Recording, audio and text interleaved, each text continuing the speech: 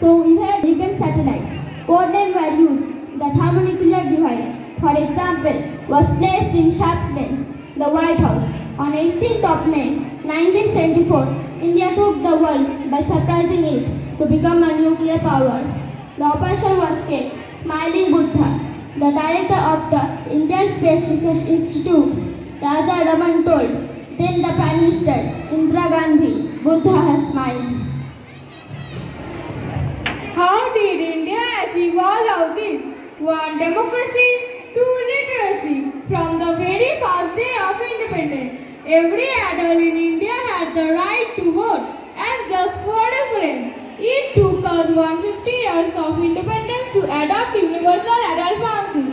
In the last 76 years, India's population has grown from 370 million to 1.4 billion.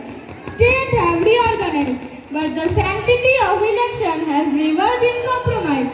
They are chaotic, yes, they are controversial, but they are held without fail every 5 years. Voter queue have been found of books.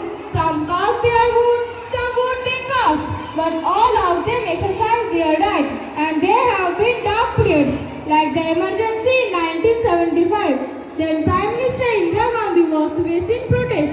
Her future in office was uncertain, so she declared a 22-month-long emergency.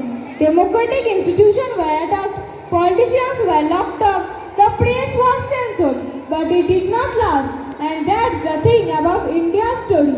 It is far from perfect. There is corruption, there is inefficiency in everything else that we keep complaining about. Yet, India's democracy has delivered. It has elevated poverty, built world-class infrastructure, and sent Indians to space to win gold medal and beauty pageant and to lead the world's biggest companies. Literacy has played an important role here. When India became independent, 4 out of the given people could not read. The literacy rate was around 12%. For India to grow, it had to educate its people. It made free education a fundamental right. The schemes like Sarv Shiksha Abhiyan and Midday Meal ensure that children found a way to schools. India expanded its educational infrastructure.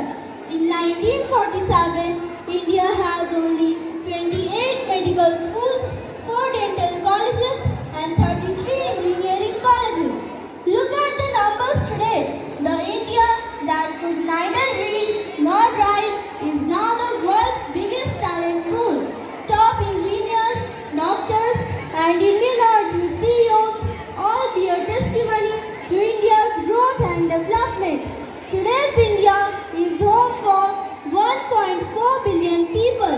It is progressive yet rooted in India's culture and value.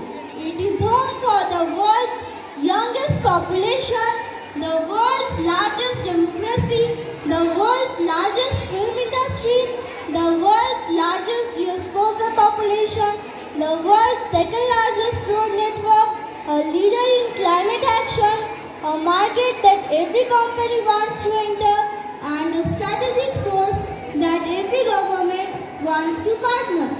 Today India celebrates its historical achievement. It also has a clear vision of the future.